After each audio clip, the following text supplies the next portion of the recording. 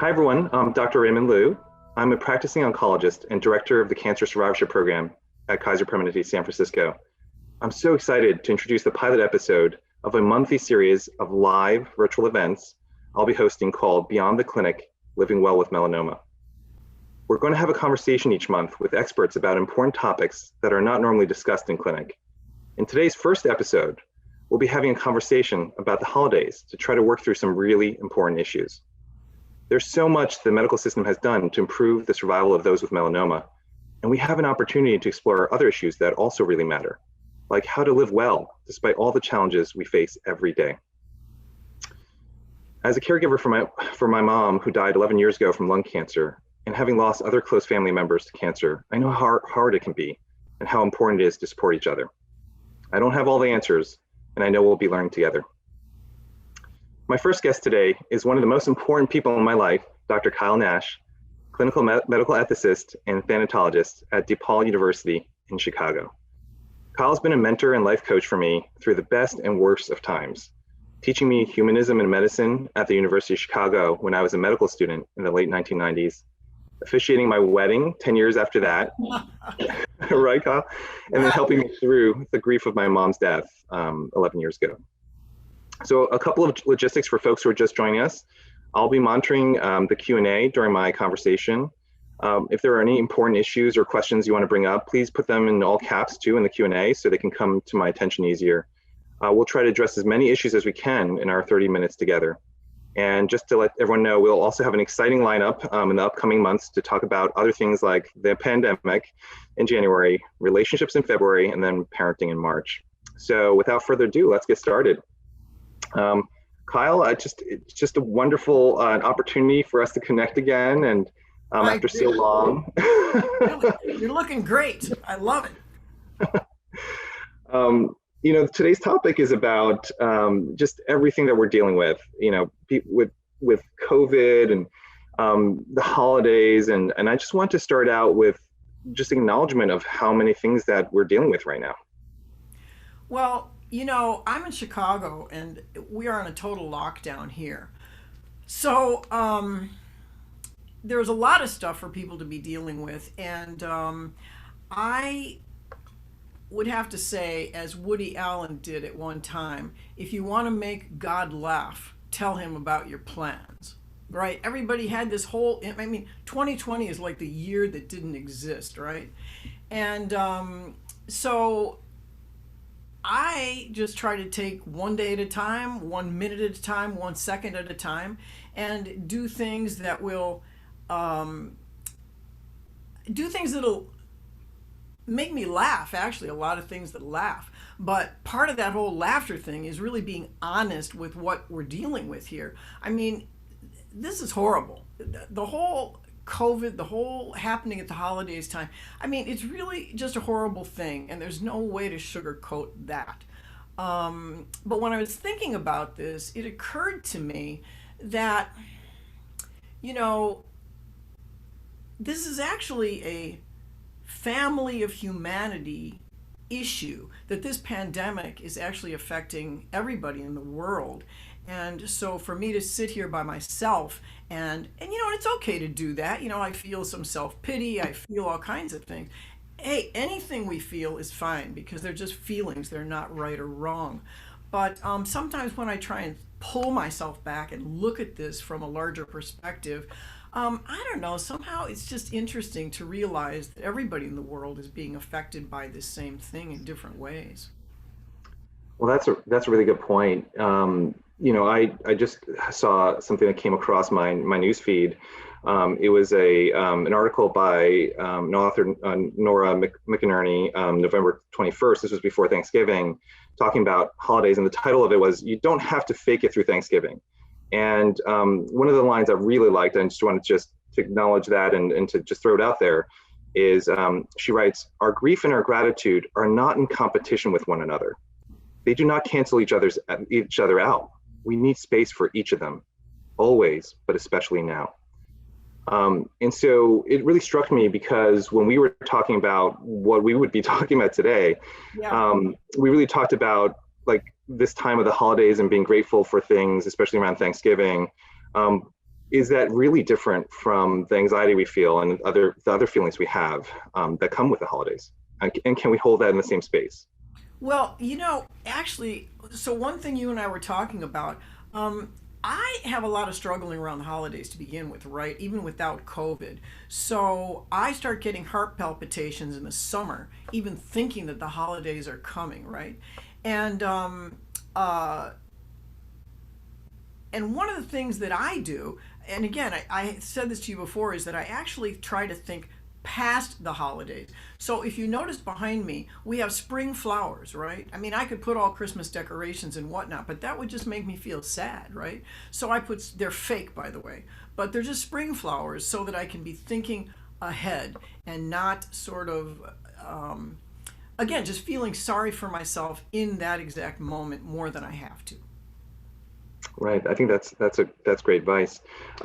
As we're talking too, I just want to encourage everyone, if you have any questions, go ahead and put in the Q&A, and we'll try to get through whatever we can and help answer questions. We'll explore this together. Hey, Ray, I had one more thing I wanted to say. Yeah. You mentioned that internet article. The internet is my best friend. I mean, right now, it's kind of the only thing we've got, in a sense, right? At least here in Chicago. And so I mean, just even having FaceTime and Zoom, I'm sort of a new Zoomette, right? So it's all new to me. But I mean, even having that is something I have gratitude for, because it would be just horrible if there was just nothing but that. And like I said about the internet, I am always on the internet. I did a search for like loneliness at the holidays, like you found one you were just talking about. I had 160 million hit results within 0.42 seconds. I mean, there's nothing that I can't hit on the internet and find input. There are forums, there are chat rooms. If I don't participate, often I just want to, listen or read across what other people are saying. And that's helpful to me. Well, I think so. I personally get internet anxiety. So this is why I love having conversations with you, because we've talked about this before. It's like, it's great because we're so alike in so many ways, but we also have so many differences. Because I love, there's some things from my childhood that I really recollect around the holidays. Yeah. But at the same time, there are things that, are hard for me. They're really hard for me. I'm an introvert. So, it's hard. One of the things that's really stressful for me is holiday cards, and I just can't do them. I just can't do them. And is that okay? Right. Is that okay? The only reason you have to worry about it is because you have so many friends, right? I mean, if you have no friends, right, then you have to worry about sending or receiving cards, right? But I gave myself permission a long time ago to. I don't send Christmas cards, and I mean, my circumstances are different, so I don't receive any either. But I will say that if I were sending Christmas cards, I would always remember to send one to myself. Huh. We always forget ourselves in the middle of all of this. And what do you say to yourself? What would I write to anybody that I love? Huh. The same thing, right? You ought to try this, Ray. I'm going to try that. I wrote it down. So this is part of our self-exploration. So I am starting to learn that. We've talked about this idea of the fact that when other people are sad, we reach out to them because that's our natural human instinct. Right. I do that all the time as an oncologist, right? We sit there in the clinic and we hear things that are hard, and we reach out. Sometimes we don't give ourselves the permission to do that to ourselves. Yes. Then you would if you put yourself out there and say, if I would do that for someone else, why can't I do that for myself? And so maybe that's the idea of the Christmas card to yourself or holiday card to yourself. Yeah. No, I think that is it. And one of the things I've always said, Ray, because you're a physician, is that to some degree you guys have to put yourself first, because it's only to the degree that you are happy and healthy and fulfilled and so forth, that you can really be in the best place to help me as a patient. So it all begins with you. So you should be the first person that that you are attending to, for my sake as a patient. Yeah.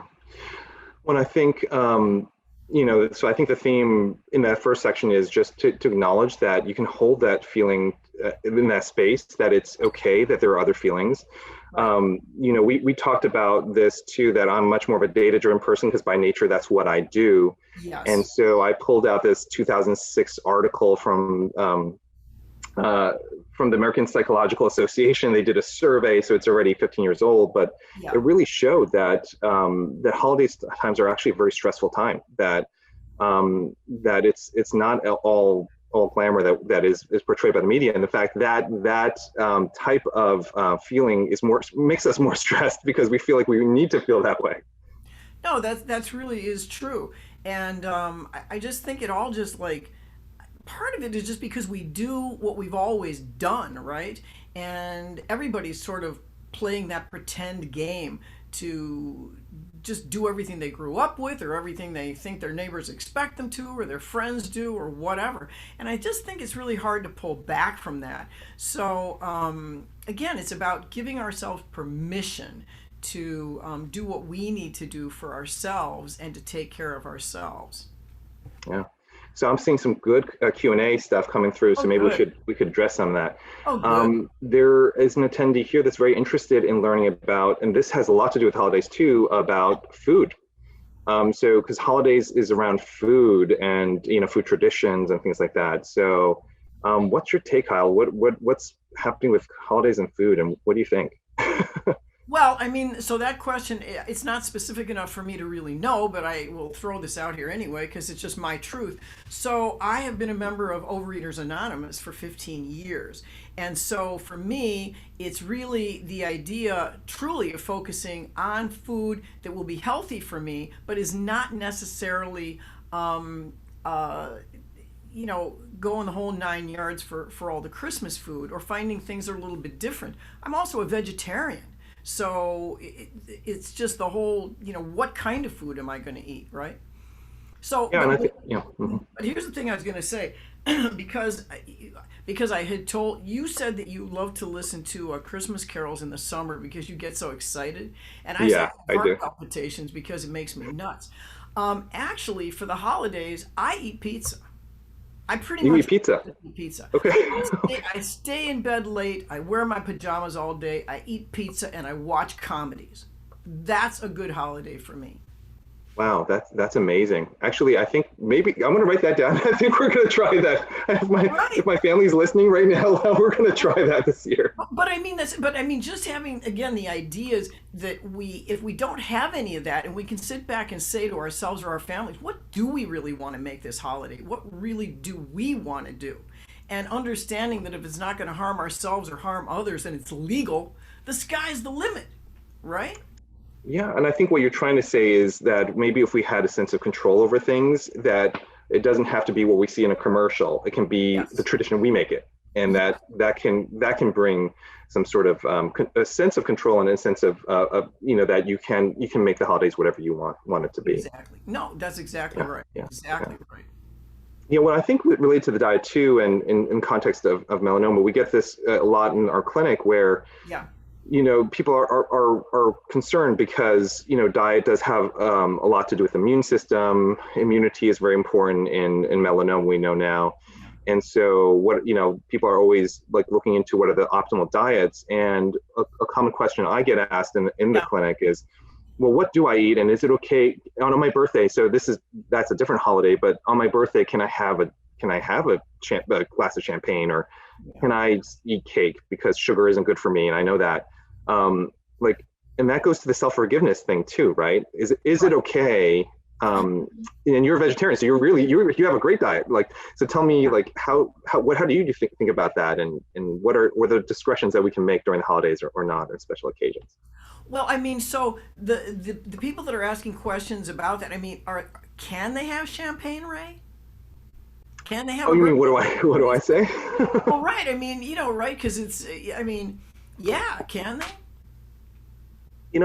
I don't know that there's a right answer to that, right? And this goes back to so obviously in that clinic visit, you're going to, I've never been, like, we're not in other doctors' visits, so we don't know what other Oh, doctors okay. say, but I can tell you what I say, which is, I think life is more complicated than what we read in a textbook. And that's really why we're doing the series, right? That there's things beyond the clinic that we, beyond literature or beyond evidence. Yeah. And it's also about living.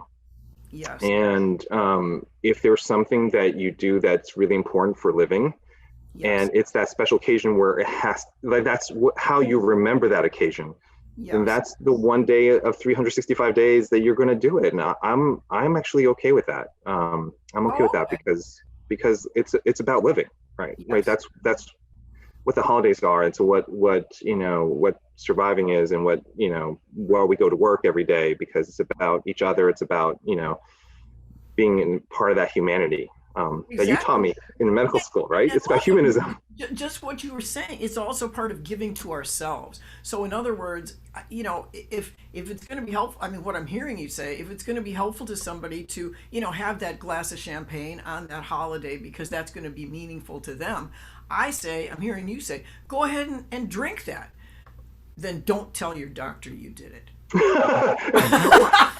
no, but I say I moderation, right? Yeah, So, yeah, like, for folks that are really nervous, something I say is, well, if you normally drink a bottle of wine, that's probably a yeah, lot. But yeah. what about, like, think about going to a wine tasting, and because we're out here in California, Sure, right, right, right. and, like, what about tasting it but not drinking the whole bottle, right? So you get Oh, the that's pleasure of the taste, and the smell, and the aroma, and the memories of it, right. but not necessarily have to Yes. do that. Well, So it's also about avoidance is my tool. So, in other words, a yeah. lot of times people around the Christmas holidays, I mean, there's all this baked goods, and I don't know. People get together and bring all different batches of cookies, and they share them like cookie exchanges or whatever that is.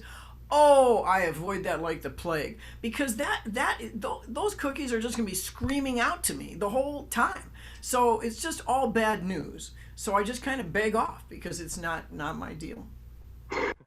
It's Yeah. great.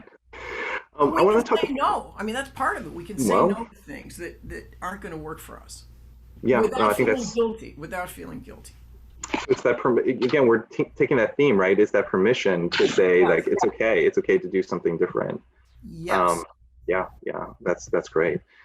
Tell me a little bit about, because I want to go back and think about um, you know, reaching out, because what I'm seeing in the Q&A here is a little bit about, like, when do we need to reach out for help? Like, when does it get to the point where it's just the holiday blues turn, which we know is there, it's very common. When does it turn to true depression, and when does it turn to something that we really need to reach out to someone for? Well, because I've struggled with depression all my life, I mean, serious depression. I guess for me, I mean, it's different for everybody, right? But I mean, that's why I lean into the computer all the time, is that I'm on there looking for other people that are struggling with the same things that I am, or looking for sites. If I'm feeling desperate or whatever, like I said, I just go in there and I say, I'm feeling desperate with my depression, and follow what those things say. So, you know what I mean? I guess at the bottom line, and I have had this a couple times in my life, I pick up the phone and call the suicide hotline.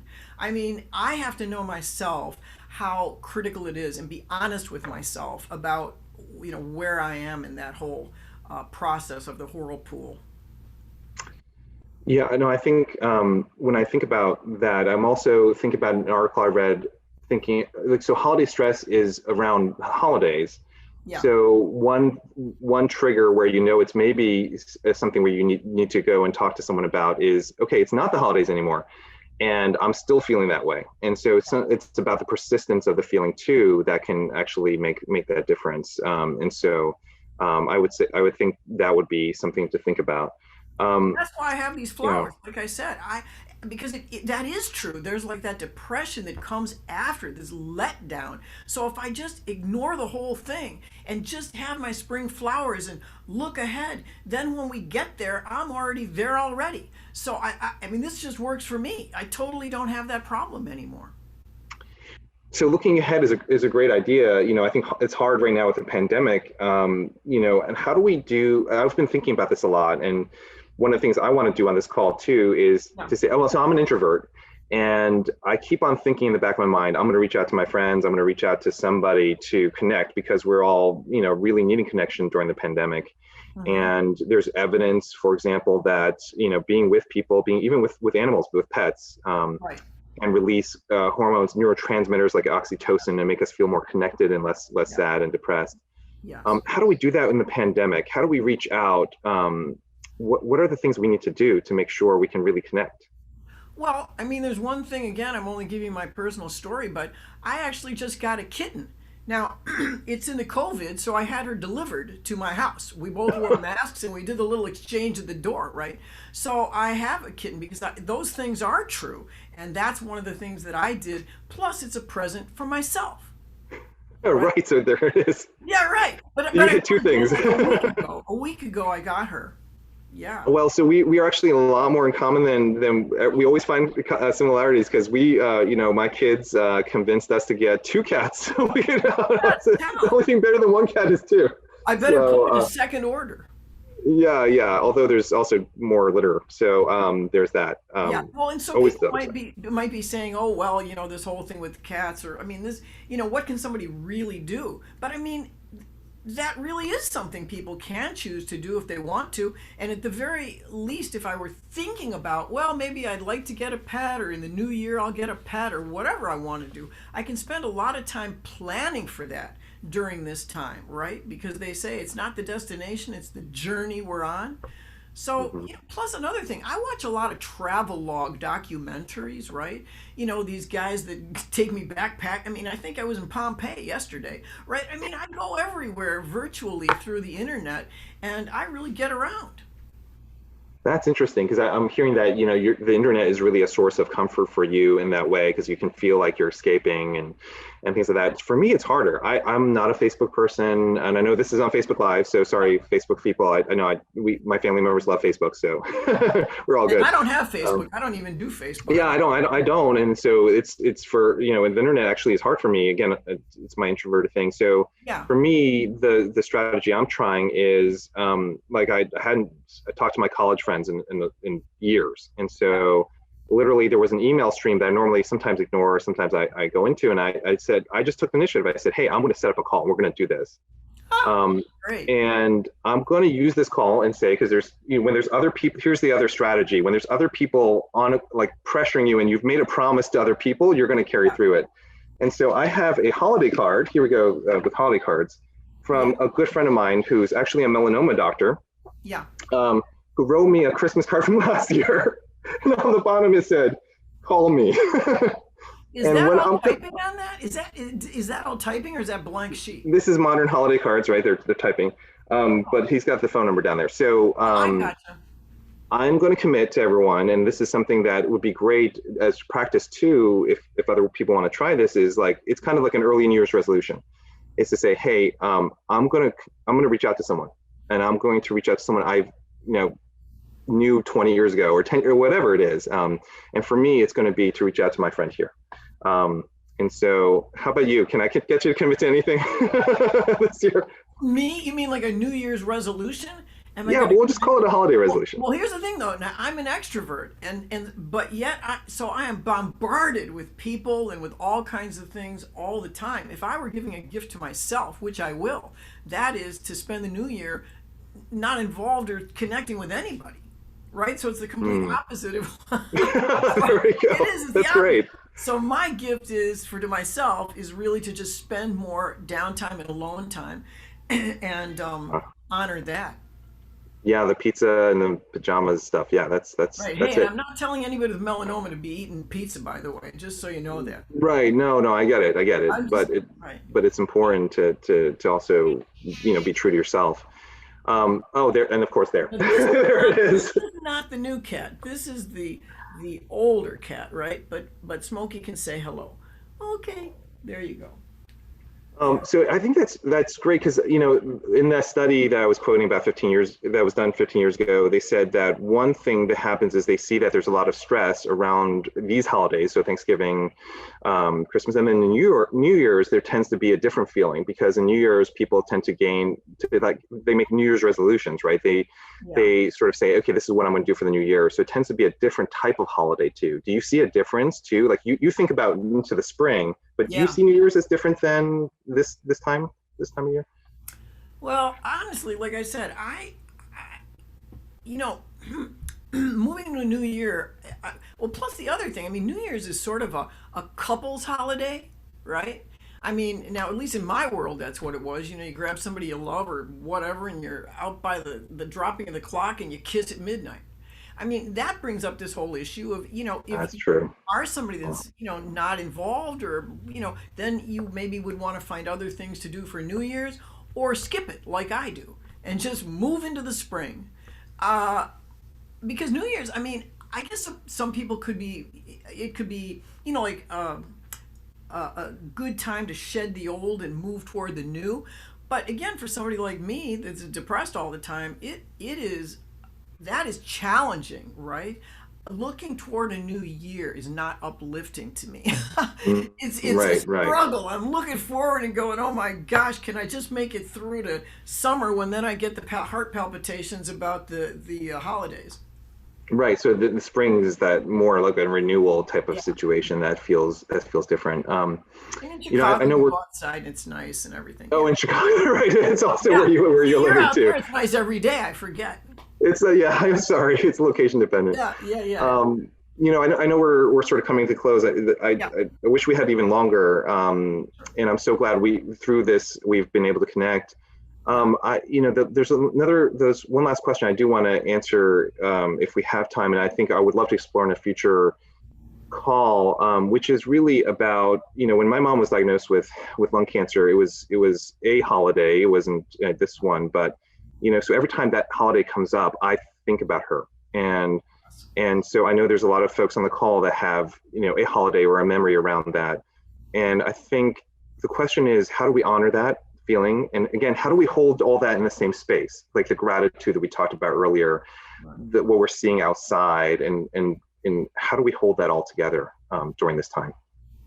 Well, my father actually died on New Year's Day. This was many decades ago, and so the whole holiday thing. I mean, I can totally relate to that. And again, I think the other thing is that there's no one thing, but it's also not going to be the same every year, right? So when it comes around, I mean, some years it strikes me with great pain, and some years, I just am going to go back through old photographs and have, upbeat memories of that. And so I I see it coming. I guess that's part of it too. I know it's on the horizon that is going to be there. So I can, if I choose to,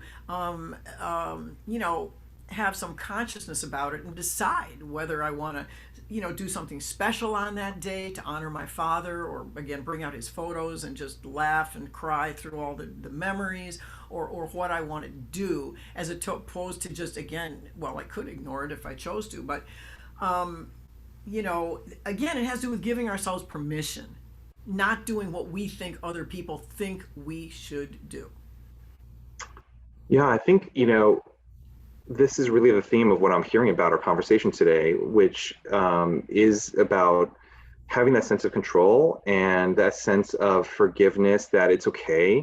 to make whatever holiday it is, your tradition, and Yes. that everyone's tradition is different, and that it's okay to do it in the way that you want to, and that when you do it that way, then you get that sense of control back, and that's priceless. That really helps you get through that holiday, and make it meaningful too. I think that really is true, and I think that we don't understand how much control we have because we don't give ourselves permission to own that, own our own power, and to have that control. So, and again, it's not like, oh, I just say that, and how easy is that? I've struggled for many, many years trying to put all this together, and I still struggle with it. You don't have any answers. But I can say that, in the current COVID and the holidays and this kind of thing, often the question is my cup half empty or half full? Sometimes I am just really grateful to have a cup. Yeah, let me think about that one. Yeah, right, right. Yeah, that's true. That's true Appreciative for what too. I have. Mm. Kyle, I know we're at time, but I wanted to just, this through this pilot episode, we were able to connect, and I just want to express that gratitude, because I feel you have been a mentor and a life coach for me my whole life, and I know we haven't connected in years and until Right, now, right, and it right. took this event to do that, and And so I just want to thank you for being open and willing to do this, and to have this conversation, to have several conversations with me Yeah, behind the exactly. scenes, and just still be part of my life. I just want to let you know how grateful I am for you. Well, thank you so much. I really appreciate that, Ray. Ditto.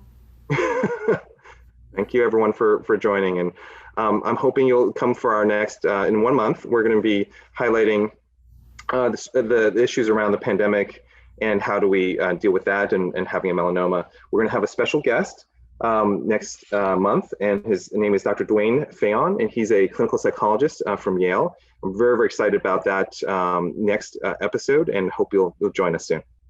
All right, take care, everyone. Good night. Good night, Kyle.